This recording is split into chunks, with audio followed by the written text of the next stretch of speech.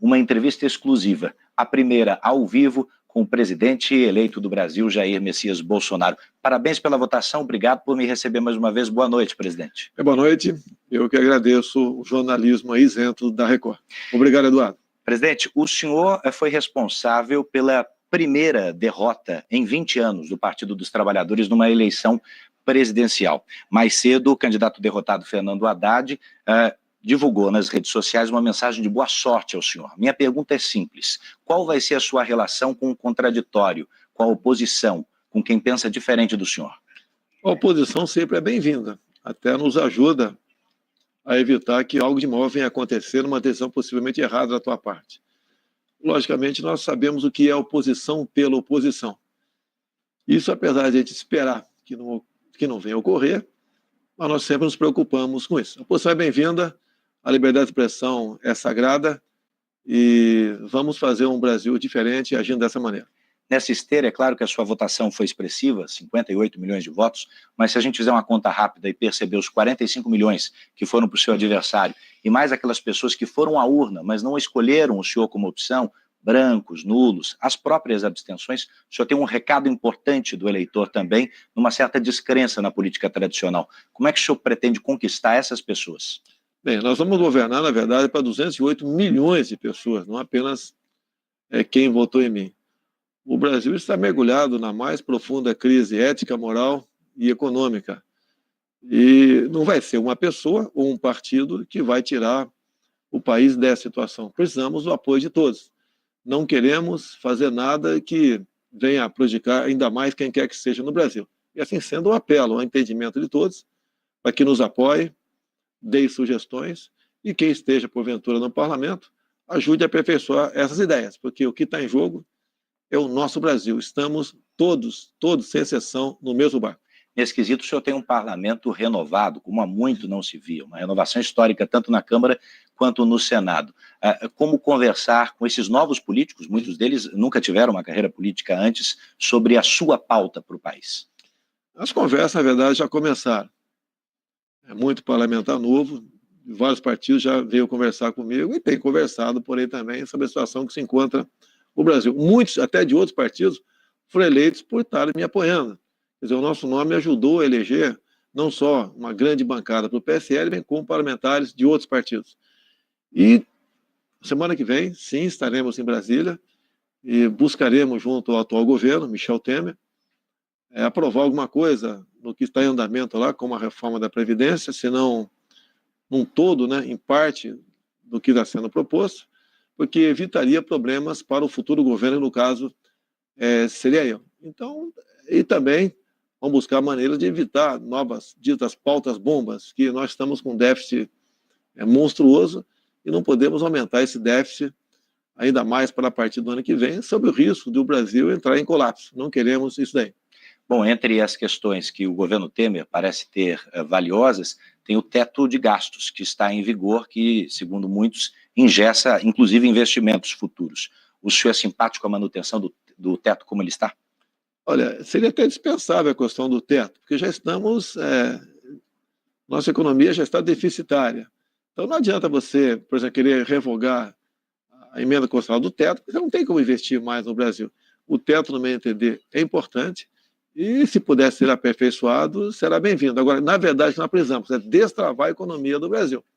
Nós devemos desburocratizar, desregulamentar, buscar maneiras que os investidores, os empreendedores, os patrões, os empresários, os comerciantes tenham meios de empregar gente sem tanta burocracia, porque somente dessa forma você pode movimentar a nossa economia. Outras medidas se farão presentes. Se você, por exemplo, tiver um bom resultado no começo na questão da segurança, por si só a economia é ajudada nesse setor também. No seu discurso ontem, o senhor disse que o Estado precisa dar um passo atrás, precisa diminuir de tamanho. Como o senhor pretende fazer isso? Como olhar para a esplanada dos ministérios a partir do dia 1º de janeiro e realocar, fundir secretarias, diminuir o tamanho do Estado? Você tem que dar o exemplo para você poder cobrar alguma coisa. Hoje em dia, você perguntar para qualquer um do povo, com todo respeito, até você, dificilmente você vai dar o nome de 8 ministros. Você não os conhece. E nós queremos, ao diminuir esse tamanho do Estado, evitar o toma lá da cá, porque há uma pressão muito forte do parlamento para só apoiar o governo agindo dessa maneira. Nós sabemos onde isso vai acabar. Acaba na ineficiência do Estado e na corrupção, e nós não queremos isso daí. Temos conversado com parlamentares, grande parte dos parlamentares são pessoas honestas e não querem continuar agindo dessa maneira via líderes partidários, que muitas vezes agem, na verdade, como líderes sindicais.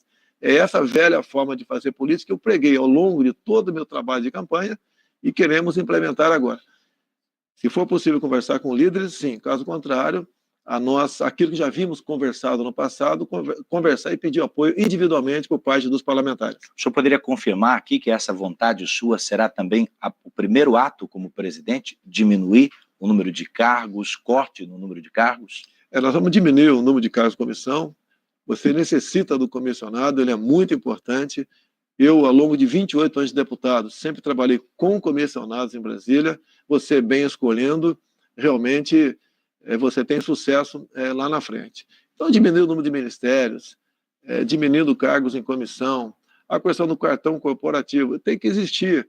Mas o que eu falei para o pessoal? Vamos ver a despesa que eles tiveram ao longo dos últimos anos, vamos botar um percentual, 60%, 50% do gasto, você precisa disso aí, mas não vai ser um cartão corporativo completamente aberto e secreto, isso tem que deixar de existir. Vai ter limite para esse gasto. Tem que ter limite até para você dar exemplo. A questão de aeronaves da Força Aérea Brasileira é a mesma coisa, se for possível. Às vezes você é obrigado, você não tem uma rota para um local que você tem que cumprir uma missão, quer seja o ministro, o próprio presidente da República. Mas sempre que nós pudermos viajar de avião de carreira, é a orientação que eu estou dando. Vamos também levar em conta as viagens anteriores e botar um percentual dessas viagens para que a gente possa, então, governar pelo exemplo. O senhor vai chamar esse controle de gastos mais para perto do presidente, que hoje ele fica um pouco distribuído, porque quem votou no senhor, eu entendi também, quer que o senhor seja intransigente com qualquer tipo de desvio ético e de gestão.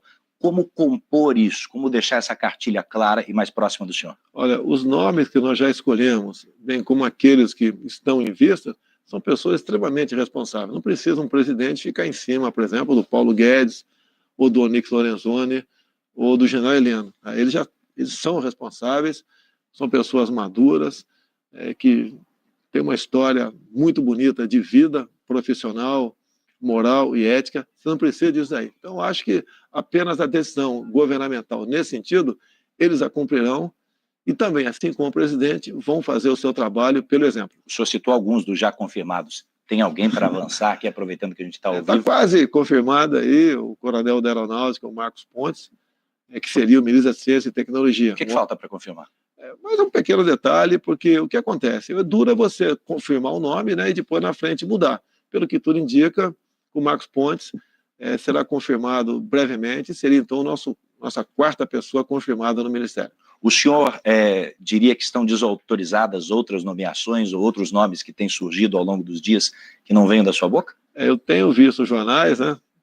E realmente tem aparecido um nome aí que eu nunca vi na vida. Tá? Nunca conversou comigo. Como alguns conversaram comigo e, de repente, quando saiu da minha casa, se lançavam. Esse já pode se considerar fora do governo, até porque, se tivesse ouvido mesmo qualquer conversa nesse sentido, seria reservado e não poderia estar falando aí fora para quem quer que seja. O senhor pretende mesmo indicar o juiz Sérgio Moro como ministro do Supremo?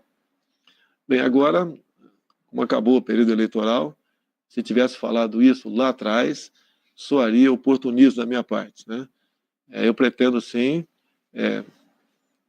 não só para o Supremo, quem sabe até para o Ministério da Justiça. Pretendo conversar com ele, saber se há interesse dele nesse sentido também. Pretendo conversar brevemente com ele e, se houver interesse da parte dele, com toda certeza, ele será uma pessoa de extrema importância num governo como o nosso. Num passado não muito distante, o senhor falou também sobre a possibilidade de aumentar o número de vagas no Supremo Tribunal Federal e, de certa maneira, questionou a isenção dos que ali estavam. Isso ficou no passado? Ficou no passado, você tem que ver o contexto, o momento. Quando o povo, de maneira geral, reclama de algumas decisões do Supremo, que é o direito, reclama das nossas, do Parlamento, você começa a ver que a maneira de ter um tribunal isento seria aquela. Ficou no passado, realmente, eu estava embarcando num rumo, no meu entender, equivocado. Há poucos dias não, Agora, domingo, conversei ali com o Dias Toffoli, chegando a Brasília, conversarei com o presidente do Supremo, e eu tenho certeza que teremos uma convivência extremamente harmônica. E disse mais para ele, que não é o executivo que vai fazer, não. Vamos fazer juntamente com o judiciário. Todos nós somos responsáveis pelo futuro da nossa nação. Alguns analistas têm entendido que o Supremo terá uma participação, uma importância, de fato, nos próximos anos na garantia dos direitos das minorias. O senhor que no passado chegou a falar que as minorias deviam se curvar às maiorias, vai governar também para as minorias? Eu queria saber que me definisse o que é minoria. Quais direitos de tal minoria? Nós somos iguais, não tem diferença minha para você. Não interessa essa cor da pele, opção sexual, região que você nasceu, gênero, somos iguais, como está no próprio artigo 5º na Constituição. Nós não podemos pegar certas minorias, tá certo? E achar que tem superpoderes que são diferentes dos demais. Eu acho que nós conseguimos a igualdade para todo mundo, todos se sentirão satisfeitos. O senhor recebeu uma bateria de telefonemas desde ontem, acho que eram 7h17 da noite, quando o senhor foi confirmado de fato eleito. Acho que a primeira ligação foi do presidente da Colômbia. Sim. Como é que foram essas conversas? Todas as conversas foram protocolares. Recebi também do Uruguai, da Argentina, do Chile, de Israel, da Espanha, do Trump também.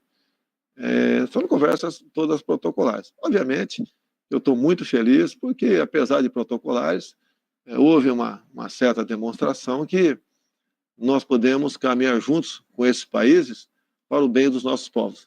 Paulo Guedes, seu principal assessor econômico, futuro ministro, disse ontem que Mercosul não é prioridade. O senhor concorda com ele? Qual é o seu aceno para os nossos irmãos de fronteira? Paulo Guedes foi até além, né? Está vendo como tem algo em comum com o presidente? Porque ele se soltou.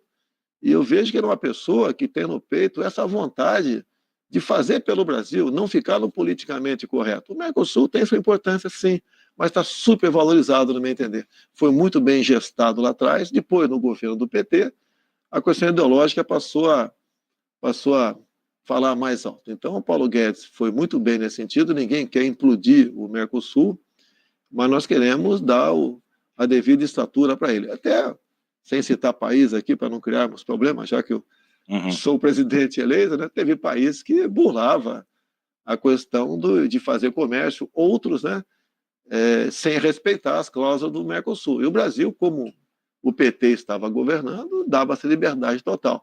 Então, o que nós queremos, a ideia do Paulo Guedes, é minha também, nos livrarmos de algumas amarras do Mercosul. Você pode ver, até pela cláusula democrática, nunca a Venezuela poderia ter entrado no Mercosul. E agora, mesmo dentro, vamos supor que nada de errado tivesse acontecido no passado, pelas cláusulas democráticas, a Venezuela não deveria mais participar do Mercosul também. Venezuela fez parte da pauta da conversa com o presidente da Colômbia, por exemplo? Alguma coisa no sentido de... Foram conversas protocolares, tive conversa com outras autoridades de vários países, entrou assunto Venezuela e pede ali que o Brasil participe de uma forma ou de outra para solucionar esse problema. Afinal de contas, são cidadãos, são nossos irmãos que estão passando seríssima dificuldade com a ditadura de Maduro. Mas há alguma ação no regime venezuelano? Da nossa parte, não existe isso daí. O Brasil sempre vai buscar a via pacífica para resolver esses problemas. Se nós tivéssemos feito a lição de casa, lá no governo do PT lá atrás, mas sabíamos que o PT não faria essa lição de casa, eu acho que a questão Venezuela poderia ter sido resolvida. Carle Manicure atende em média 10 clientes por dia em suas casas. Sem muitas preocupações, ela mesma organiza sua agenda. O problema é na hora principal. Poxa, não vou ter troco. Aceita cartão? Ufa! Faça como a Carla. Use Mercado Pago Point e amplie as possibilidades de seu negócio.